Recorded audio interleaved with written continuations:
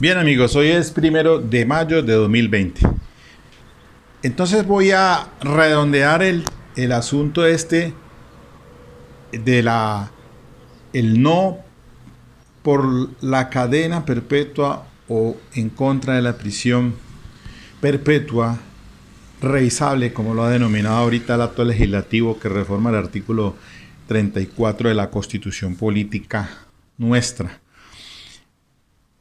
Voy a hacer eco aquí a unas respuestas que le diera el maestro Eugenio Raúl Zaffaroni el 26 de abril en esa conferencia que aparece como titulada como Derecho Internacional, Penal Internacional.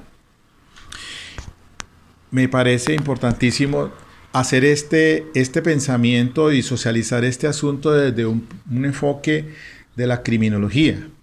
Porque aparte de que yo soy penalista, hice mi maestría en criminología, ciencias penales y penitenciarias, acá en la Universidad Santiago de Cali. No en vano, pues cuando comencé este ejercicio académico a través de este medio en el 2014 fue a raíz pues de la ley de descongestión carcelaria, cuando le hice el video a la cárcel Herón, en ese entonces de Jamundí, ahora tiene otro nombre, Caján creo que se responde, y la cárcel de Villahermosa de Cali. El eco es las palabras del maestro Zaffaroni y las enseñanzas que nos deja recientemente en esa intervención magistral traída pues por el Colegio de Abogados Penalistas de Colombia. El eco a que no podemos sacralizar la ley infraconstitucional. Si hoy se aprueba cadena perpetua para los violadores de niñas y niños o asesinos de niñas y niñas, mañana le hacemos la antesala para que entre entonces dentro de un amplio catálogo, puede ser a puertas el feminicidio y otras conductas que consideramos en un determinado momento de un gran reproche social. Entonces, la idea es socializar esto desde un punto de vista académico, respetando las opiniones de los demás, y pienso yo que frente a esta situación que se está presentando o que se hiciera esa discusión en el Congreso de la República, me parece que es puro populismo punitivo. Y hay que ponerle frenar la ley punitiva del Estado. Porque en esas condiciones, como lo expresó la ministra de Justicia en su intervención, en su locución, pues incluso que le llama la atención de que la población carcelaria de mayor de 60 años, ahora con el tema pues de sustituirla por la prisión domiciliaria, se encuentra de que la gran mayoría son abuelitos por el tema de los delitos sexuales. Entonces, no podemos hacer una tasa generalizada de frente a la problemática, y aquí voy a hacer entonces una retrospectiva y finalmente llegar pues a la conclusión que quiero, y es la de que debemos tener un freno a la ley punitiva del Estado. Hoy se aprueba el acto legislativo de cadena de prisión perpetua por violadores, mañana posiblemente otras conductas, y pasado mañana estarán hablando de pena de muerte. Un retroceso frente a ese pensamiento, por lo menos los que propugnamos por el derecho penal mínimo, y en esto me recuerdo a un ex magistrado en paz descanse, caído en el Palacio de Justicia en 1985. Porque ese pensamiento es importante, y creo que esa es la concepción o esa es la filosofía que le acompaña en estos momentos al fiscal general de la Nación, según lo que deducimos de la intervención por el no frente a ese tema. Fueron 36 congresistas que votaron, de ellos el 25 por el sí y 11 por el no. Entre uno de ellos por el no, me parece muy razonable el análisis que hiciera el señor representante Carlos Germán Navas Talero. A propósito, pues es una persona ampliamente, un penalista también, docente universitario y que conoce esta problemática de antaño también. De pronto las generaciones de hoy en día no la conocen tanto, pero por eso hay que tratar también de desempolvar nuestra política criminal de la década del 80, década del 90 y hasta nuestros días. Por eso les hacía la reflexión en el tema a los delitos sexuales con las leyes que se han ido modificando. Entre esas tenemos que primero que todo nuestro Código de Procedimiento Penal, nuestra ley penal, pues habla de máximo 60 años en concurso de delitos. Y de hecho, la muestra de un botón está el caso de Rafael Uribe, el arquitecto, por el tema lamentable y repudiable de Juliana Zamboní.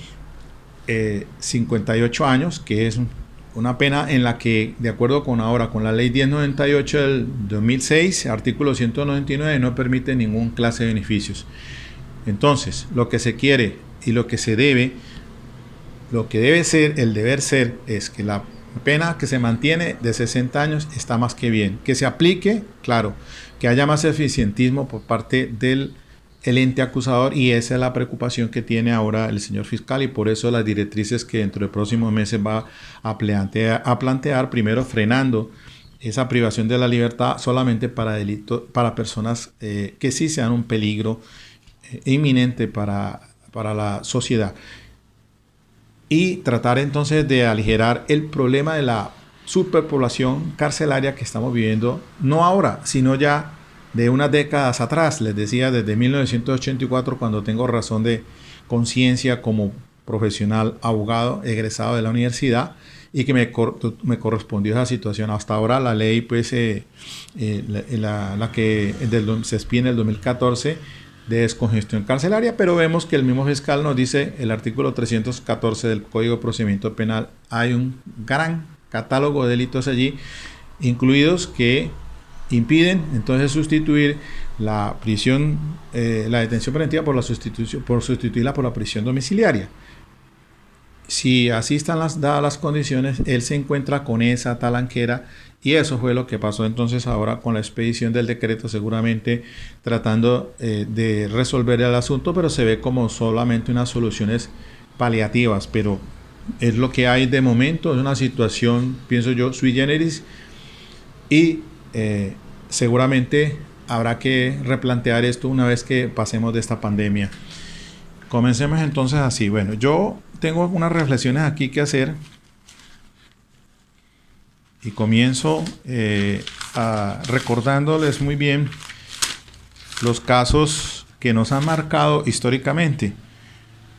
Ha habido criminales en serie, y todos sabemos muy bien de algunos de ellos que todavía viven y pagan penas de acuerdo a la legislación del momento por delitos atroces cometidos contra niños, violaciones y homicidios.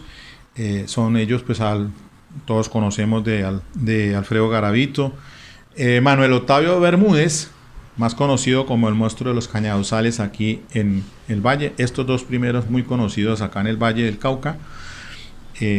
Daniel Camargo, el sádico del Charquito, al que le hice yo un seguimiento hasta la isla, lo que fuera la isla Prisión Gorgona, un documental que hice allí, del cual se fugó en 1984, 1985, ya por cerrarse esa cárcel en el gobierno de Belisario Betancur.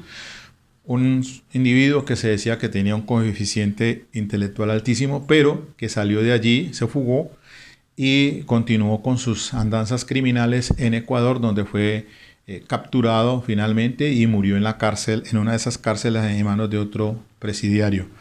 En ese también está Pedro Alonso López, el monstruo de los Andes, también un personaje siniestro, del cual, pues, no solamente delinquió aquí en Colombia, sino también cometió delitos seriales en Ecuador. Terminó en la cárcel acompañado de Daniel Camargo, pero el que se dice después, al parecer, salió y no se supo más de él. De estas personas, Pedro Alonso parece ser que tiene 71 años en estos momentos, pero no se desconoce su paradero. Los dos primeros son los únicos que están entonces en situación de condenados en la cárcel de máxima seguridad de Valledupar. Pero entonces eso nos hace reflexionar, y de allí la intervención del Germán, el representante, cuando decía ¿cuál resocialización? Si pretendemos que haya cadena de prisión perpetua revisable a los 25 años, a ver si se ha rehabilitado y que se le pueda revocar, yo pienso que es un sofisma de distracción. No podemos hacer una población en idénticas condiciones, porque hay casos pues sui generis como estos. Y no podemos asimilar pues tampoco ni siquiera el mismo Rafael Uribe, que eso fue un caso lamentable, completamente aislado. Pero aquí hacemos, cada vez que hay una cuestión mediática, se generan toda esta clase de situaciones de populismo punitivo. Entonces, lo que quiero indicar es que, si bien es cierto, en este momento, los 60 años es más que suficiente. De pronto estos ciudadanos fueron condenados en su debido momento y purgan penas. Por ejemplo, de Daniel Camargo sí sé que fueron 25 años que fue a pagarlos en Isla Prisión Gorgona, pero pues que de allá se fugó. Situación muy diferente, pero entonces, si nos ponemos a reflexionar si hay una resocialización verdadera o no, pues es un tema que no sería el espacio para ocuparlo aquí en este momento. Lo cierto del caso es que 60 años en este momento, para quien sea judicializado, es más que suficiente, sin que tenga derecho a ninguna clase de consideración de beneficios ni derechos legales. Es decir, ahí estaría el tema de que no tuviese ninguna, ya en cuanto al cumplimiento de la condena, ningún tipo de beneficio por estudio o por trabajo. Eso es un tema que se puede manejar allí, y físicamente una persona, pónganse a pensar, de Rafael Uribe, con 35 años, un profesional, arquitecto, con 58 años, pues saldrá con bastón de la misma cárcel, si es que sale con vida de ella.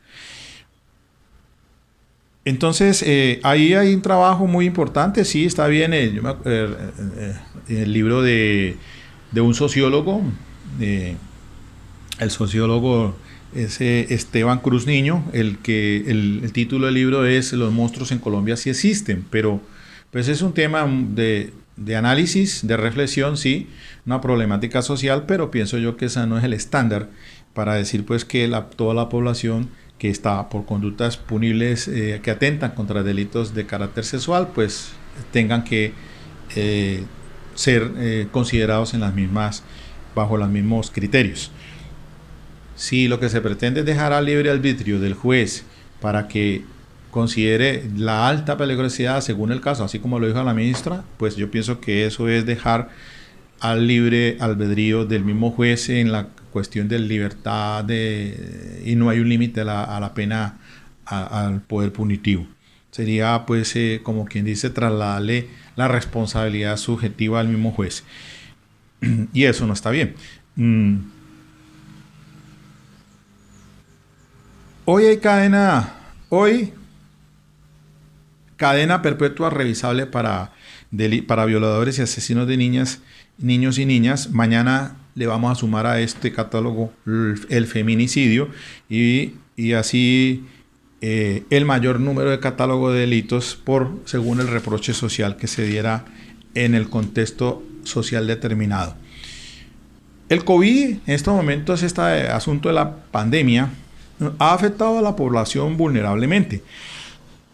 Y mire que ahora tenemos una problemática de corrupción de gobernantes que se están cometiendo desfalcos contra el erario público. Pienso yo que qué más que reproche social que esos dineros que deben de estar en manos de quien realmente es una población vulnerable, que vayan a ser parte para financiar otros criterios allí de fines económicos de poder. Pues obviamente que eso genera un repudio enorme, y además quien se aproveche de esta situación, creo yo que genera un conflicto y un rechazo social, y qué decir entonces nosotros si eso es menos que de pronto considerarlo como un problema ahora frente a las conductas de tipo social, de conductas que alteran contra la libertad sexual. ¿Quién es más? ¿Qué reproche? Y ahora miramos eso desde el punto de vista del maestro Zaffaroni en respuesta pues al colectivo de abogados.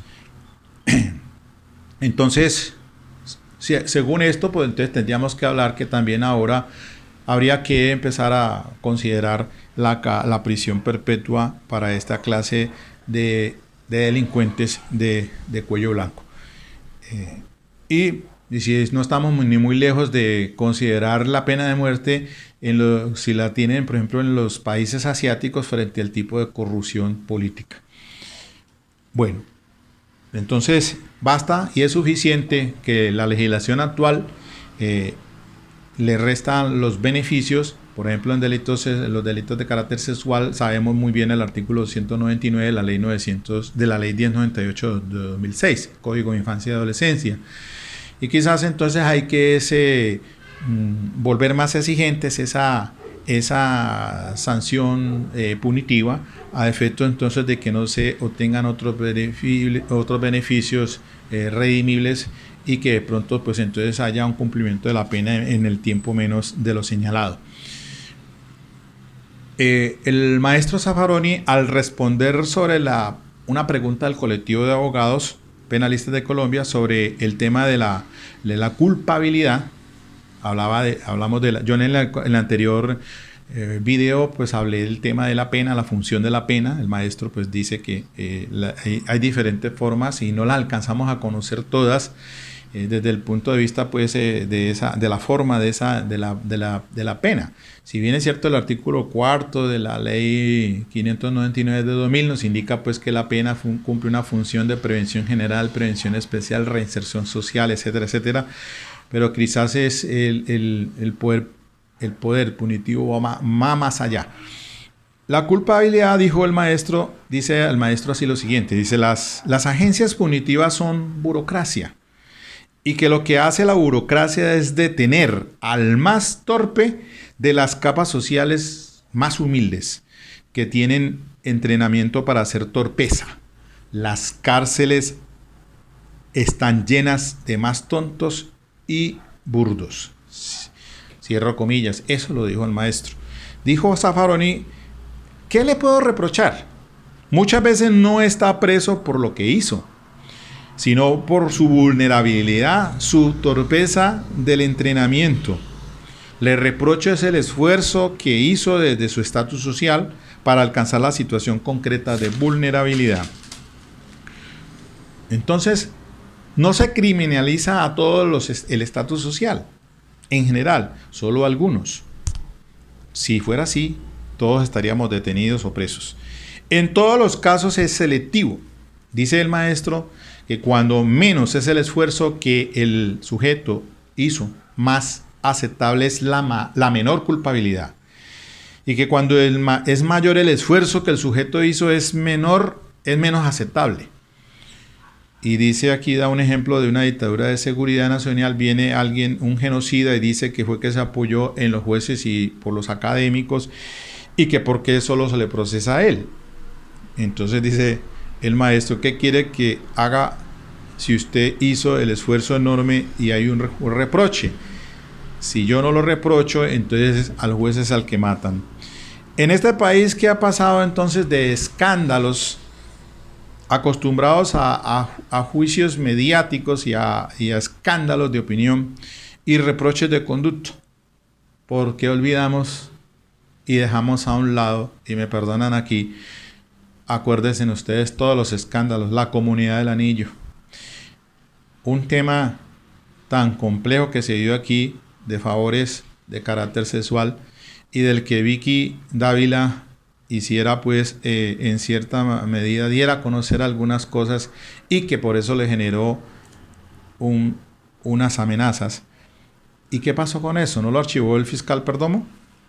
El cartel de la toga, ¿qué volvimos a saber de eso? Siempre todo es mediático. En su momento, los hermanos Nule, el carrusel de la contratación, Samuel Rojas. Ni decir a hoy por hoy el Obedrecht.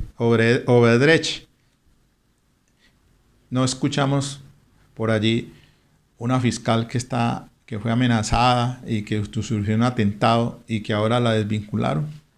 No están diciendo qué se oye y qué se corre río abajo de esa situación. El proceso 8000, en su momento, todo mediático. El fiscal ha dicho, el fiscal general de la Nación, el doctor Barbosa, ha dicho que en 3 meses dará instrucciones a los fiscales delegados para que solo se solicite privación de libertad en delitos donde la persona es altamente peligrosa. Y con ellos se disminuya el hacinamiento carcelario. Y esto viene, pues mire, esta problemática del hacinamiento carcelario la he seguido yo desde hace 36 años, 1984. Y entonces hemos tenido unos tránsitos de legislación, ley 600, el decreto 2700, ahora la ley 906. Y mire la pregunta que le hace el colectivo al maestro Zaffaroni cuando le dice, uno de ellos dice, ¿qué pasa? ¿Qué opinión tiene, maestro, en relación con el sistema penal acusatorio de Estados Unidos que asumimos, donde prima la técnica sobre la ciencia? El maestro muy acertadamente dice lo siguiente. Dice que este modelo es más garantista que el inquisitivo, pero que para implementar un código de procedimiento penal, dígame qué presupuesto tiene para saber qué modelo es el que le voy a vender. Dice que también la agencia judicial, y en esto globaliza, pienso yo que hablamos de fiscales y de jueces, tienen un límite, el volumen que se debe tramitar. Nunca se piensa antes de entrar, sin dimensionar la conflictividad de un país, antes de entrar a un sistema. Y eso fue lo que pasó a inicio cuando comenzó la 906, y que por eso les decía ayer que el doctor, es que no recuerdo bien el nombre del doctor, pero él decía que esto era un embeleco. No sé por qué lo diría, él venía pues acostumbrado a la ley 600, él es fiscal, fue el fiscal general de la Nación, que también participó aquí, traído por el Colegio de Abogados Penalistas en días pasados en una conferencia de esas. Entonces nunca se piensa antes ni se dimensiona la conflictividad de un país. ¿Cuánto le cuesta eso? Por eso terminamos echando mano del procedimiento abreviado, dice el maestro, efectivamente. Y en Argentina hay sistema acusatorio mixto y han echado mano del abreviado. Nosotros nos ha pasado lo mismo. Recientemente ya tenemos ese procedimiento abreviado a raíz precisamente de la decadencia, de la eficiencia del sistema penal acusatorio. Y dice el maestro, todo en este sistema ahora se vuelve todo una negociación de tienda de abarrotes. Y realmente eso sucede en la práctica frente a la negociación de penas. Claro que sí. Yo que tuve la experiencia ahora en Armenia, pues esos conciertos para delinquir con fines de homicidio, con fines de extorsión, con microtráfico, donde hablamos aquí de bandas criminales de 40, 50, 60, entre una audiencia con 60 involucrados. Éramos tal vez 10 abogados representando a toda esa gran cantidad, una audiencia de acusación que no se inició y apenas logrando ubicar virtualmente a todo el personal donde estaban esos detenidos. Nos costó 2 horas y tuvo que suspenderse porque eso no tenían 2 de ellos abogados y había que nombrarles a su abogado, y entonces ahí paró todo. Imagínese usted la dinámica de una audiencia de esas a juicio oral. Entonces, ¿qué hacen los señores fiscales? Venga, negociemos, vámonos con el miti-miti, 50%. Y eso realmente, pues uno como defensor público, pues ante una carga tan elevada que no solamente es del fiscal, la del defensor público, la de los jueces, entonces tiene toda la razón, se vuelve una negociación como una tienda de abarrotes. Ahora, dice el maestro Zaffaroni, ahora tenemos más presos sin condena y condenados sin juicio. Si se puede ir a un acusatorio, pero debemos cambiar la mentalidad, dice él, el maestro. Algunos delitos, volverlos contravenciones, es decir, más expedito. Si no, eso es un colapso y realmente lo estamos viendo en estos momentos frente al termómetro que no es otro que el de la superpoblación carcelaria. Ahora, el maestro Zaffaroni, a otra pregunta del colectivo, dice, frente a la actual situación de presos vulnerables por el COVID-19, y entonces nos habla de las escalas penales están calculadas en tiempos. Eso es más que cierto. Miren, el Código de Procedimiento Penal dice, por ejemplo, dice el maestro Zaffaroni, para un homicidio nos demoramos tanto, para un delito sexual tanto. Eso no... Cuando se detiene una persona, entonces vienen los términos de vencimientos, los 120 días, los 60 días, 120 días, 150, y la legislación lo que hizo fue duplicarlos, y ahora se empieza a hablar del plazo razonable, y vimos esa conferencia de vencimiento de términos muy interesante de uno de los invitados por el colectivo. Y entonces, claro, el plazo razonable 1 año, pero entonces prorrogarle por otro año. Y entonces ahí jugamos con esa escala de tiempos y la reflexión, mire lo que me pasa a mí con el caso Isidoro. Ya fue sentenciado, ya fue en primera instancia y apelé y ya lleva más de 1 año en el Tribunal de Cali esperando que resuelva mi apelación. ¿Se justifica realmente que una persona que ya viene detenido hace 3 años, si estuvimos en un proceso adelantándolo más de 1 año y medio y tener que esperar que el tribunal me resuelva una apelación de 1 año? Y ese señor está detenido y tiene más de 60 y resulta que ese es uno dentro de los que ahora seguramente encontró la ministra de Justicia y no le puede dar la sustitución por prisión domiciliaria porque es por un delito sexual y tiene más de 60 años el señor, sí, claro.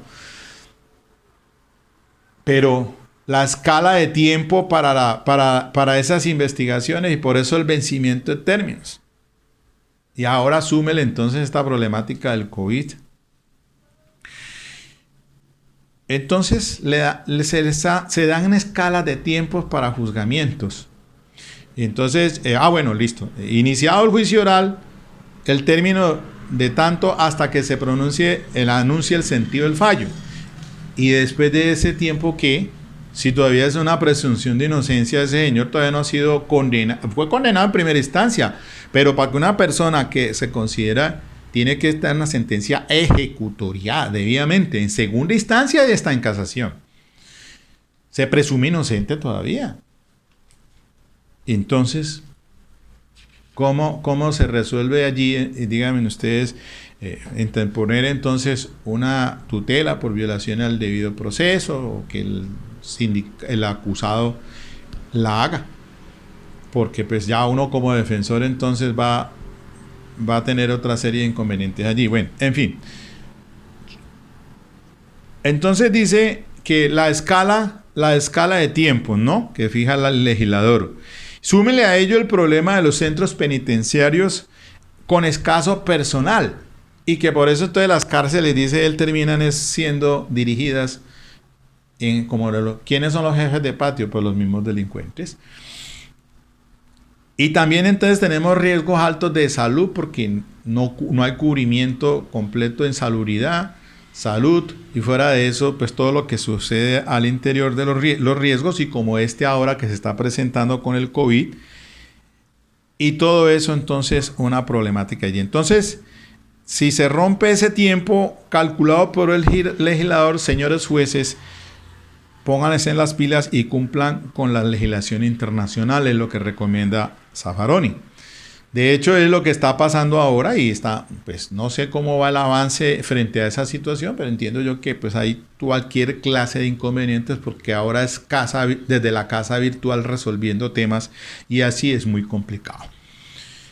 Se rompe ese tiempo calculado, bueno, listo. Sin embargo, aquí el fiscal y general de la Nación en su intervención ha puesto de manifiesto entonces la talanquera de la norma, se dio cuenta del 314, ahora que se vino pues a expedirse el decreto, se dio cuenta de que, pues imagínense el catálogo de delitos allí para poder sustituirla. Así las cosas, se debe repetir lo que dice el maestro Zaffaroni, que ahora se tiene presos sin condena y condenados sin juicios. Ahora, el fiscal indica en esa intervención en el Congreso, por el no, pues en contra de, oponiéndose a la prisión perpetua, que el 5% de las denuncias son las que, por delitos sexuales, son ese 5 denuncias son el 5% es lo que se condena. Y que él aspira entonces que eso por lo menos suba al 25-30%. Igualmente que se vea menos interrumpidas, dice, las audiencias para darle más celeridad y pronta y cumplida justicia. Pero miren que así como lo dijo el colectivo de abogados, el 60% de los casos que lleva la fiscalía a juicio se le caen, los pierde.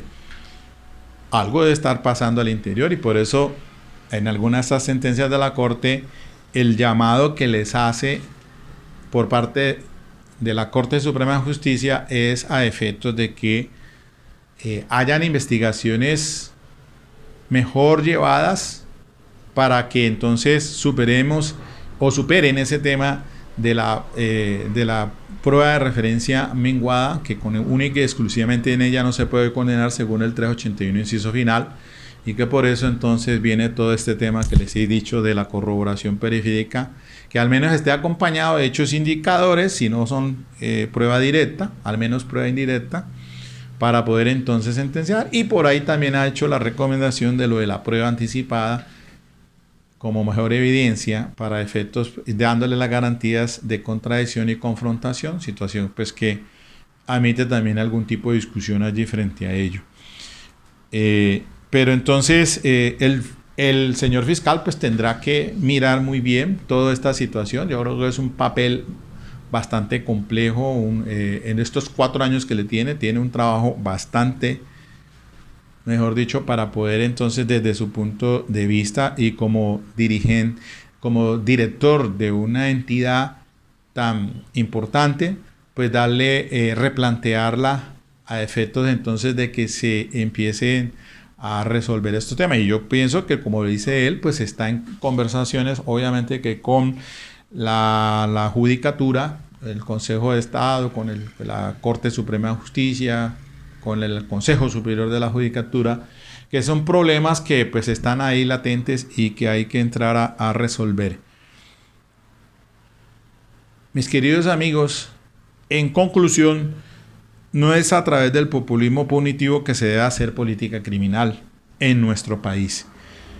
Yo respetuosamente, y no quiero ya pues decir más sobre este aspecto, pero entiéndame que si bien es cierto, lo que se quiere es que haya una academia, se socialicen estas situaciones, que la juventud que está allí de las universidades, los próximos abogados, los abogados recién salidos de las universidades, entremos en esa reflexión y mirar entonces que, si bien es cierto, a mí me gusta todo lo que es dogmática, el procesal, en fin, pero pues también la problemática social, porque yo pues aparte de que soy abogado, que hice estudios de especialización en Derecho Penal, pues hoy también lo primero que comencé fue haciendo una maestría en Criminología, 2 años, y bastante y muy buena que estaba en ese, era lo único que existía aquí en Cali, en la Universidad de Santiago. Todavía no habíamos llegado al año 2000